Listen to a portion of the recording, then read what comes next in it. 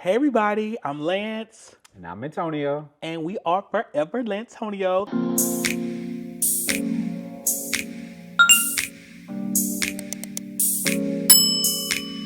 Yeah, so as many of you guys know, we are in the midst of a surrogacy journey. Thank you so much for following our page. If this is on YouTube, thank you for following our account. If this is on Instagram, first things first, here are all the places to follow us. If you're not doing so, make sure you're following us, subscribe to our YouTube, TikTok, all the things. Just make sure you're following us.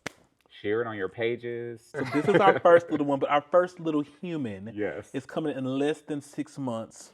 And we get so many questions, or at least we have gotten so many questions during this journey about just like the surrogacy process and just different little things. We decided to launch this thing called Surrogacy Talk with Forever Lantonio, just to answer some of the questions you guys have. We don't declare to be professionals in any of this, but we want to be a resource, just at least to share our journey. Would you agree? Yeah, definitely. We're going to tell you from our perspective, things Right. that we went through, maybe some things that we've learned.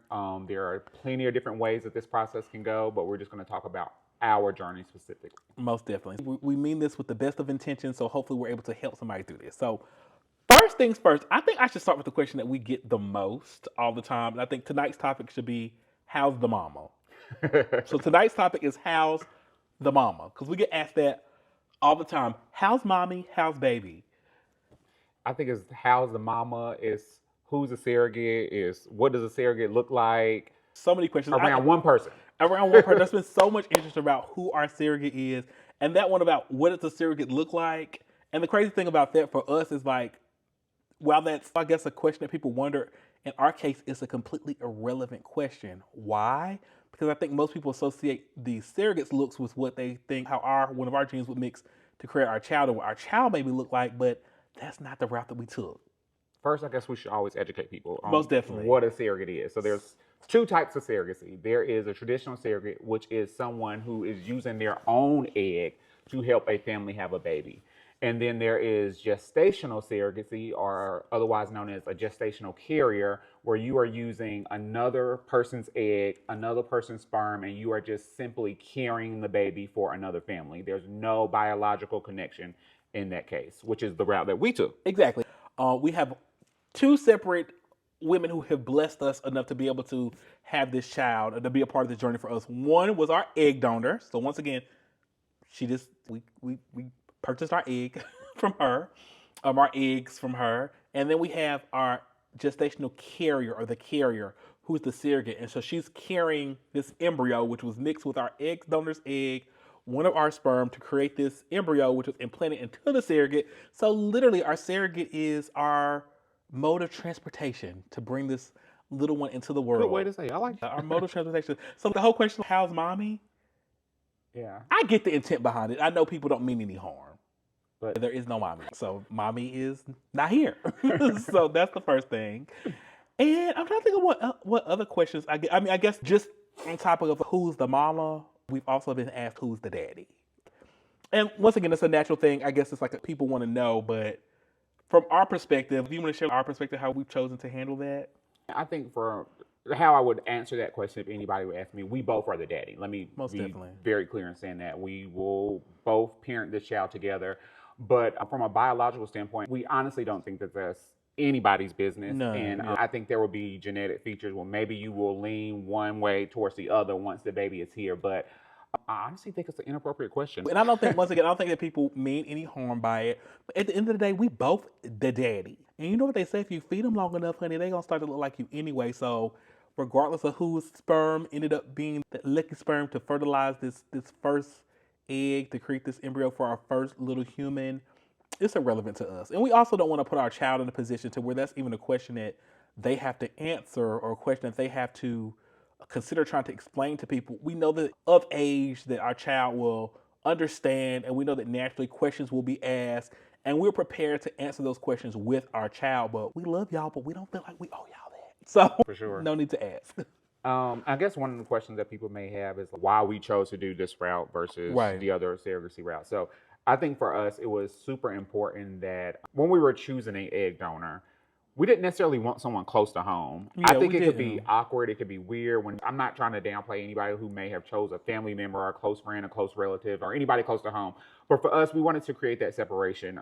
We wanted to build a family that just belonged to us. Right. So our egg donor is on the other side of the country. We hope to not run into her. We shout out to her. We appreciate her for donating her eggs. But that was super important for us. And then a surrogate, it was somebody who I think we did want close to home. Right. Because we wanted to be a part of that pregnancy journey. We want to be able to go to the appointments and to see her get big and pregnant. So it was important that those were two separate people to fulfill both of, I don't want to say the dreams we had, but the wishes that we had for how we wanted our process to go.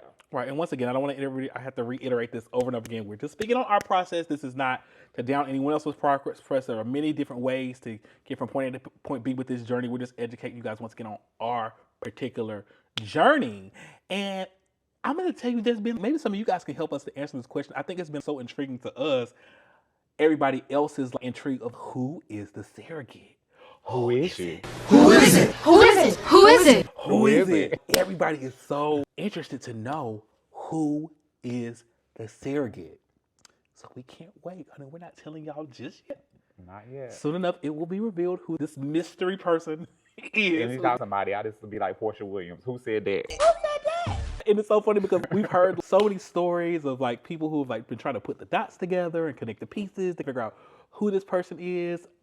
Some of you may not know this person at all. So that's the funny part. And some of you may. And we get the natural curiosity. So we're not downplaying. It's been funny to us. Yeah. To sit back and just hear about people trying to put our pieces together. So anything else you want to say about tonight's episode 1 of Who's the Mama? No, I think this is good. And for these, I think they should just be quick topics. Right. We don't want to keep you guys long, but just understanding that there are multiple parties involved in making this process happen for us.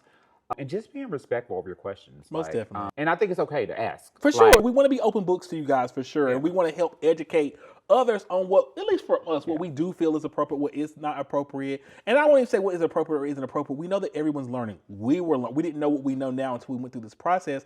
And so we not only want to help to educate those who want to take this journey, but also those who are on the outside looking in, wanting to be supportive, and giving you means to be respectfully supportive of this type of journey.